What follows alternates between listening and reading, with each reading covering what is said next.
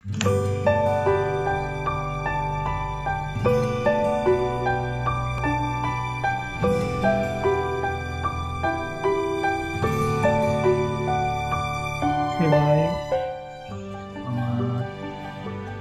jumpa lagi bersama Pak Doli di channel Pak Doli tentunya. Hari ini kita kembali belajar tentang serupa, khusus untuk serupannya kita ambil materinya tentang ragam hias. Lanjutan yang beberapa minggu lalu yaitu ragam hias pada bahan tekstil, sekarang pada bahan kayu ya. Nah, sebelumnya kalian harus mengetahui intinya kalian mengerti komputer dasar. Tujuannya apa? Tujuan dari pembelajaran ini kalian selama mempelajari ini kamu diharapkan memahami prosedur penerapan ragam hias pada bahan kayu. Yang kedua, kamu dapat membuat karya dengan berbagai motif ragam hias pada bahan kayu. Sebelum kita lanjut, tentunya ada beberapa hal yang perlu kita ketahui, langkah-langkah apa yang harus kita tempuh untuk bisa memenuhi kompeten dasar tadi. Pertama, kamu harus tahu dulu pengertian dari ragam hias itu sendiri. Saya rasa semua sudah mengetahui ya, pengertian ragam hias, karena kan sebelumnya kita sudah mempelajarinya pada materi sebelumnya. Setelah itu, setelah kita mengerti apa itu ragam hias, karena kita mau belajar tentang ragam hias pada bahan kayu, tekniknya ada beberapa hal di sini yang dibagikan. Ada dengan melukis dan ada juga dengan menggunakan menggambar. Nah, setelah kita tahu teknik-teknik ini, kita pilih penerapannya dengan menggunakan teknik apa untuk diterapkan pada bahan kayu. Kurang lebih itu kata konsepnya. Kemudian, ketika kita ketahui bahwa di Indonesia ini banyak sekali jenis ragam hias ya. Itu biasa kita lihat di alat rumah tangga, mungkin di arsitek-arsitek yang ada di rumah-rumah adat gitu ya, bentuk-bentuk yang ada di mungkin di tiangnya, mungkin di dindingnya gitu ya. Banyak hal yang kita temui ya di berbagai macam budaya-budaya yang ada di Indonesia. Semuanya itu memiliki maksud, tujuan, dan ada makna yang terkandung dari simbol-simbol yang dibuat dalam ragam hias tersebut. Penerapannya ini dilakukan dengan tadi seperti dijelaskan dengan cara mengukir dan menggambar gitu. Dan selain dia memiliki nilai-nilai simbolis yang kaitnya dengan juga dan kepercayaan agama, ada juga yang semata-mata sebagai nilai estetika saja. Kita coba lihat dari beberapa daerah Indonesia ya. Ini contoh yang pertama, yaitu ukiran dengan motif patedong. Kalau kita lihat, bentuk ukiran ini menyerupai muka kerbau ya. Apa sih maksud dari simbol ini? Ini adalah simbol ragam hias yang dipakai oleh orang-orang Toraja yang menandakan kemakmuran kiri kanan Toraja, yang juga diharapkan dapat menernakan kerbau.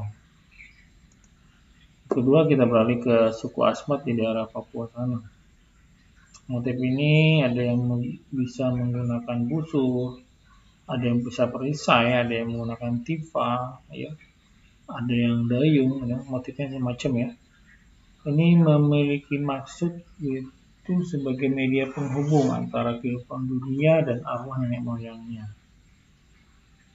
Ketiga, ini kalau di suku saya sebagai seorang Batak, ragam hias itu dinamakan dengan gurga ya untuk bahasa masyarakat Batak Toba.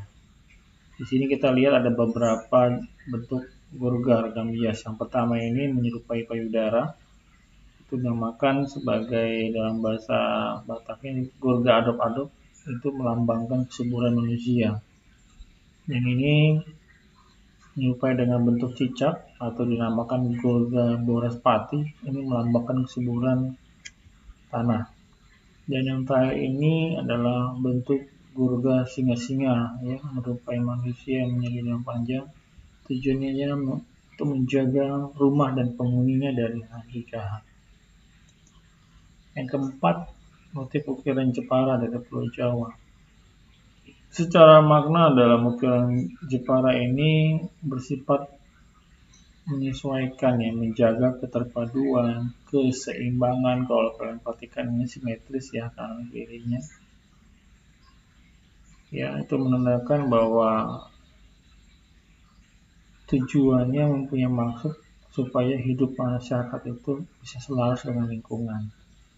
Yang terlihat dari ukirannya, penempatan geometrisnya dan arah gerak garis ukiran yang pasti mencerminkan adanya keteraturan, kepastian yang sejalan dengan landasan pola berpikir yang tumbuh dalam masyarakatnya. Motif-motif ukiran kayu Jepara ini bisa berupa daun, ya, yang dilihat dari yang keluar dari tangkai relungnya dan yang keluar dari cabang dan ruasnya. Ini dia, ini dari tangkainya, ini dari luasnya. Kurang lebih untuk ukiran Jepara seperti itu. Kemudian kita beralih ke Kalimantan, ya. Untuk suku Dayak sendiri, kalau perhatikan di sini banyak kita lihat ada garis-garis lengkung, ya, motif-motif dasarnya, motif dari tumbuhan yang distilasi sehingga tidak menyerupai bentuk aslinya.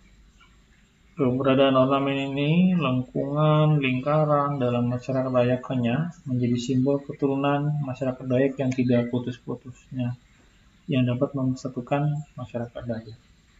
Itu maksudnya. Ya,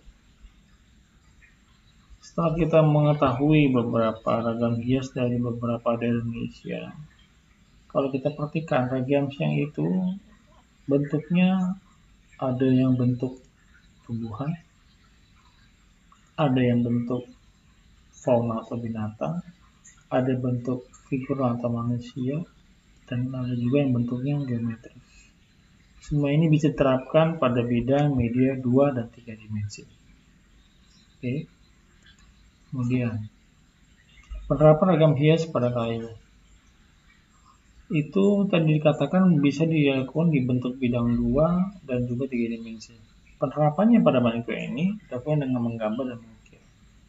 Penerapan ragam hias pada bahan kayu juga terdapat pada benda-benda seni kerajinan daerah seperti tameng, ya, topeng. Nah, ragam hias ini dikerjakan dengan cara digambar, kemudian juga warna. Yang pertama tadi, teknik yang pertama kita ambil teknik ukir, ya.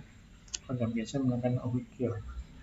Nah, ukir itu artinya kita membentuk tonjolan dan cekungan yang ada di permukaan kayu dengan menggunakan alat pahat.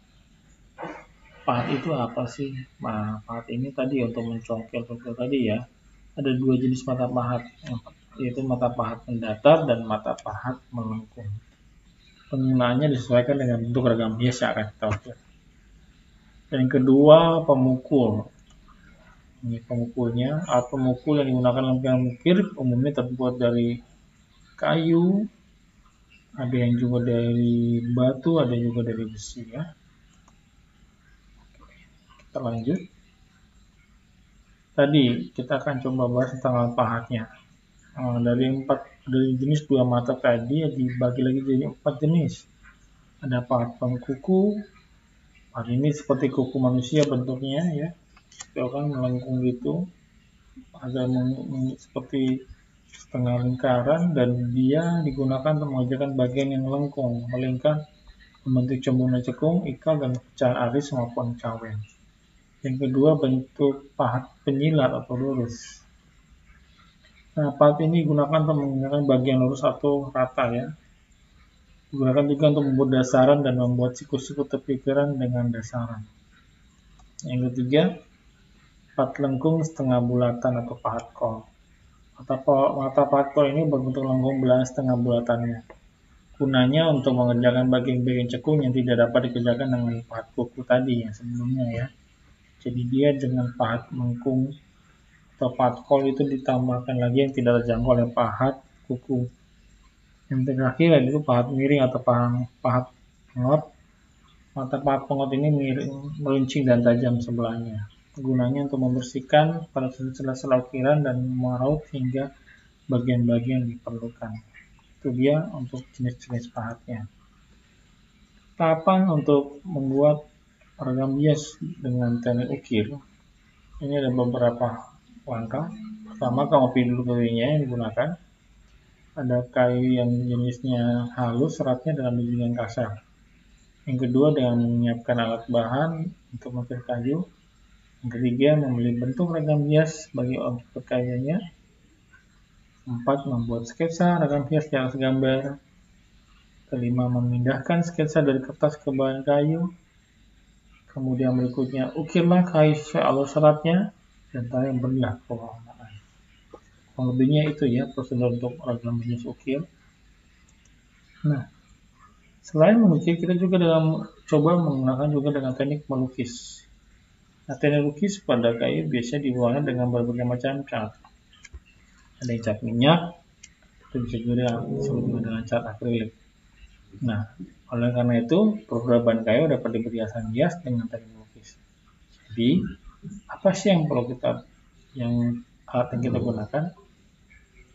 Contohnya ini, kuas dan palet. Nah, untuk medianya, saat ini yang paling gampang sekali, kita akan menggunakan media kayunya namanya terbenam ya. Ini biasa ada di rumah ya. Yang biasa untuk untuk wadah untuk motong-motong cabai, bawang gitu ya. Dan gunakan juga pensil untuk membuat pola di talenannya. Pensilnya. Nah, bagaimana prosedur pembuatannya?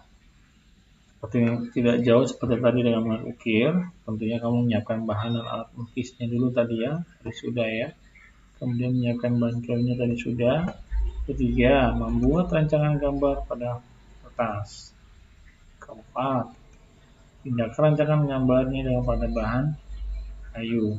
Sudah tadi jadi ini, kamu pindahkan ke permukaan talenannya. Kita ambil contoh di sini.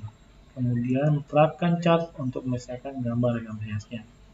Dan setelah itu, setelah gambar sudah jadi, kamu tambahkan lapisan pernis atau terkenal pada permukaan kayunya. Lalu sudah jadi gambarnya. Supaya apa? Supaya warnanya lebih kuat, tahan lama. Nah, latihannya ada dua jenis. Yang pertama, kamu jawab dulu soal-soal ini ya. Klasifikasikan lebih gambar yang bisa dibuat untuk membuat ragam hias pada bahan buatan. Yang kedua, sebutkan teknik dan alat yang digunakan dalam membuat teknik bahan buatan. Dan terakhir, sebutkan tahapan atau prosedur pembuatan ragam hias pada bahan buatan. Yang keempat, berikutnya adalah tugas tampilannya. Kamu membuat ragam hias menggunakan teknik lukis pada bahan keras. Nah, ini contohnya bahan papan dana ya. Satu, kamu seperti biasa kamu dokumentasikan dan kirim hasilnya,